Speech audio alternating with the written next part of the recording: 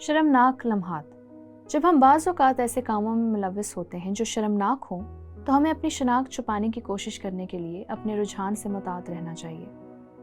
मैं हूँ यमुना। दरअसल ये असूल मरकज़ की इंजील की चंद मुख्तसर आयात से मिलता है।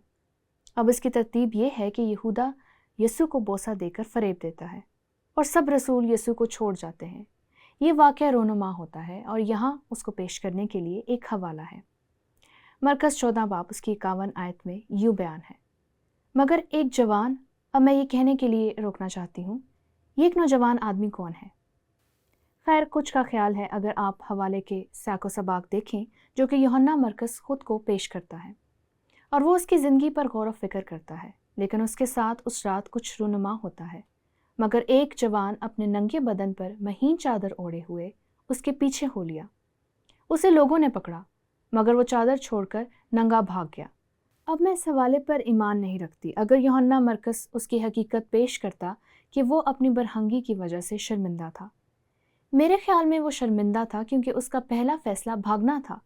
अब ये एक मफरूज़ा है, ये एक ख़याल है, लेकिन बहुत से बाइबली उलमा का ख्याल है कि हालात और वाक़यात ऐसे सबूत पेश करते हैं कि यूहन्ना मरकज़ ये ख़ुद था, लेकिन वो अपना नाम नहीं लिखता। मिसाल के तौर पर एक वाक़याती सबूत पर नज़र डालें। महीन चादर हकीकत में ये बहुत महंगा कपड़ा होता है। वो एक दौलतमंद नौजवान था, इसलिए जब आप उसकी जवानी में अमीर होने का ख्याल करते हैं, आप उसकी माँ के बारे में सोचते हैं जिसका नाम मरियम था, और उसकी जवानी के आयाम में जब कलीसिया ने जन्म लिया, जब वो अमीर आदमी था। अब गौर करें कि वो 20 साल के बाद उसके बारे में लिख रहा है, जैसे वो उस पर गौर व खोज करता है और मरकज़ की इंजील में होने वाले उन वाक़यात को बयान करता है। हम उसके बारे में अमाल 12 बाब में पढ़ते हैं और इस पर गौर करें कि अब ये पतरस है जो जेल से रहा हुआ है। उस यूहन्ना की माँ मरियम के घर आया जो मरकज़ कहलाता है। उसका घर यरूशलेम में था। वहाँ बहुत से आदमी जमा होकर, अब उस घर का रुतबा कितना होगा? वो मालदार औरत थी, उसके मुतल्लिक़ कोई सवाल नहीं है। हम नहीं जानते कि वो बेवा थी या नहीं। शायद उसका खावंद रोमी जंग में कत्ल हो गया था, क्योंकि उस वक्त से बहुत सी ऐसी बेवा औरतें होती थीं। खावंद के जाने के बाद पीछे जो कुछ भी बचता वो उसकी मिरास होता। उसने कभी भी उसका जिक्र नहीं किया, लिहाजा हम ये सोच सकते हैं कि वो जिंदा नहीं था। लेकिन उस घर में बहुत से लोग जमा थे और वो दुआ कर रहे थे। वो कलीसिया के लिए दुआ कर रहे थे। वो पतरस जो कि जेल में था उसके लिए दुआ कर रहे थे, और बेशक खुदा ने उनकी दुआ का जवाब दिया और पतरस को रिहा किया। और क्या हुआ? जब उसने फाटक की खिड़की खटखटाई। अब अगर आपने कभी यरूशलेम का दौरा किया हो और दोबारा से तामीर शुदा यरूशलेम शहर को देखा हो, तो आप बाहर की तरफ बड़े बड़े घर देखेंगे, फसील से गिरे हुए, और बाहर की तरफ दरवाजे। फिर आप बहुत से छोटे घर भी देखेंगे, लेकिन बड़े घर जहाँ यूहन्ना मरकज़ रहता था वो क़याम गाह थी। जब उसने फाटक की खिड़की खटखटाई तो रूदी नाम एक लौंडी आवाज़ सुनने आई।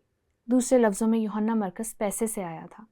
कुछ का मानना है कि महीन कतानी कपड़ा दौलत की अक्कासी करता है, जो इस बात की अक्कासी करता है कि ये यूहन्ना मरकज़ खुद था। लेकिन एक दूसरा ख्याल जो इस कयास आराई से आता है वो ये है कि ये वाक़या इसलिए रोनुमा हुआ कि यूहन्ना मरकज़ अपनी ज़िंदगी में होने वाले तजर्बात पर गौर व फ़िक्र करें।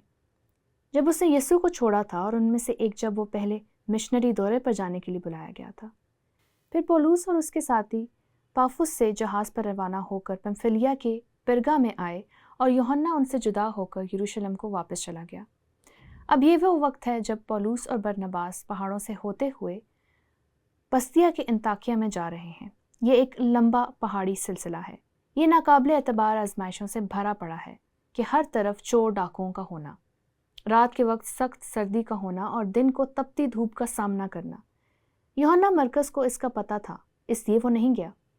अब यहाँ लिखा है कि यूहन्ना ने उन्हें छोड़ दिया, लेकिन बाद में वो पौलुस के नुक्ता नज़र को छोड़ गया। मेरे ख्याल में यूहन्ना के लिए माजी पर निगाह करना एक शर्मनाक लम्हा होगा। वो वापस यरूशलेम में चला गया। उसने उनको छोड़ दिया क्योंकि उनके साथ जाना काफ़ी मुश्किल था। हमारे पास ऐसा ही एक और तजर्बा है जिसको हम यूहन्ना मरकज़ का रद्द किया जाना कहते हैं। यहाँ हम माल 5वें बाब में दूसरा मिशनरी सफ़र देखते हैं। वो दूसरे मिशनरी सफ़र पर रवाना होने को हैं। बरनबास की सलाह थी कि यूहन्ना को जो मरकज़ कहलाता है अपने साथ ले चलें, मगर पौलुस ने यह मुनासिब ना जाना कि जो शख्स पंफिलिया में किनारा करके उसके काम के लिए उनके साथ ना गया था उसको हमरा ले चलें। یہ پولوس کا نقطہ نظر تھا اور میرے خیال میں یہ درست تھا۔ وہ چلا گیا کہ جو شخص پمفلیا میں کنارہ کر کے اس کے کام کے لیے ان کے ساتھ نہ گیا تھا اس کو ہمراہ لے چلیں۔ بس ان میں ایسی سخت تکرار ہوئی۔ یہ پولوس اور برنباس ہیں۔ ان دونوں مبشروں میں سخت قسم کی تلخ کلامی کس بات پر ہوئی؟ یوحنا مرکز پر، کہ ایک دوسرے سے جدا ہو گئے اور برنباس مرکز کو لے کر جہاز پر قپرس کو روانہ ہو گیا۔ کیا آپ کو لگتا ہے کہ مرکز نے ماضی کے تجربے پر کبھی غور و خوض کیا ہوگا؟ کیا آپ کو لگتا ہے کہ یہ مرکز ہی تھا جب وہ الفاظ اپنے ماضی کے تجربے کے بارے میں تحریر کر رہا تھا؟ بطور نوجوان شخص جو پکڑا گیا اور رات کو جب انہوں نے اس کا مہین لباس اتار دیا۔ میرا ذاتی خیال ہے کہ یہ ایک قابل فہم خیال ہے، اور بہت سے بائبلی علماء کا خیال ہے کہ یوحنا مرکز خود کے بارے میں تحریر کر رہا ہے۔ اب اس کے متعلق دلچسپ بات یہ ہے کہ یوحنا بڑے عمدہ طریقے سے پولوس سے اپنا تعلق دوبارہ بحال کرتا ہے۔ پھر پولوس قید میں چلا جاتا ہے اور پولوس کو پتہ تھا کہ وہ قتل کر دیا جائے گا۔ وہ اپنے آخری خط دوسرے تیموتھیوس میں کچھ ایسے الفاظ تحریر کرتا ہے: صرف لوکا میرے پاس ہے، مرکز کو ساتھ لے کر آ جا کیونکہ خدمت کے لیے وہ میرے کام کا ہے۔ کہیں نہ کہیں پولوس نے اپنا اعتماد اس نوجوان لڑکے پر رکھا اور اس نے تعلق دوبارہ سے بحال کیا، لیکن حقیقت یہ ہے کہ اگر یہ یوحنا مرکز ہوتا تو یہ اس کے لیے ایک شرمناک لمحات تھے۔ اس لیے وہ ایسے بیان دیتا ہے: جب ہم بعض اوقات ایسے کاموں میں ملوث ہوتے ہیں جو شرمناک ہوں تو ہمیں اپنی شناخت چھپانے کی کوشش کرنے کے لیے اپنے رجحان سے محتاط رہنا چاہیے۔ غور و فکر اور اطلاق کے لیے ایک سوال ہے، اور وہ یہ ہے کہ اپنی ناکامیوں کو تسلیم کرنا اور شرمندگی کو پیچھے چھوڑنا کیوں مشکل ہے؟ کیا یہ غرور نہیں ہے؟ ہم اپنے افعال سے شرمندہ ہیں، ہم فخر کے پہلو سے غیر محفوظ ہیں، لیکن حقیقت یہ ہے کہ جب ہم اپنی کمزوریوں کو قبول کرتے ہیں، جب ہم ان کا سامنا کرتے ہیں، جب ہم زخموں کا شکار ہوتے ہیں تو شفا یابی ہونا شروع ہوتی ہے۔ اس معاملے کی حقیقت یہ ہے کہ یہ بہت سے دوسرے لوگوں کی مدد کرتی ہے کیونکہ وہ ان کمزوریوں کی شناخت کر سکتے ہیں، اور اس لیے خدا بھی ایسے تجربات میں سے گزرنے دیتا ہے۔ اب یہاں پر ایک چھوٹا سا مسئلہ یہ ہے کہ یوحنا جو کچھ بھی تحریر کرتا ہے حقیقت میں وہ روح القدس کی وسعت سے کرتا ہے، اور اس لیے خدا بھی ایسے تجربات میں سے گزرنے دیتا ہے۔ اب یہاں پر ایک اور چھوٹا سا مسئلہ یہ ہے کہ یوحنا جو کچھ بھی تحریر کرتا ہے حقیقت میں وہ روح القدس کی وسعت سے کرتا ہے، لہٰذا وہ کیسے ان حقائق کو ایک ساتھ جوڑتا ہے جس کو ہم کہتے ہیں کہ یہ یوحنا کے بارے میں قیاس ہے، اور یہ اپنے بارے میں یہ معلومات اس لیے نہیں لکھتا کیونکہ وہ شرمندہ ہے۔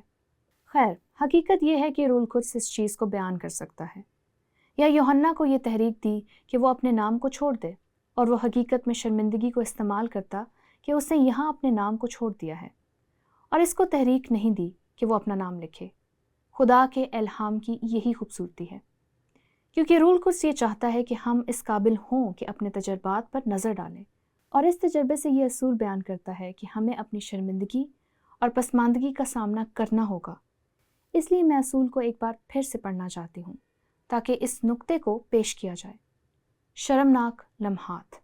جب ہم بعض اوقات ایسے کاموں میں ملوث ہوتے ہیں جو شرمناک ہوں تو ہمیں اپنی شناخت چھپانے کی کوشش کرنے کے لیے اپنے رجحان سے محتاط رہنا چاہیے۔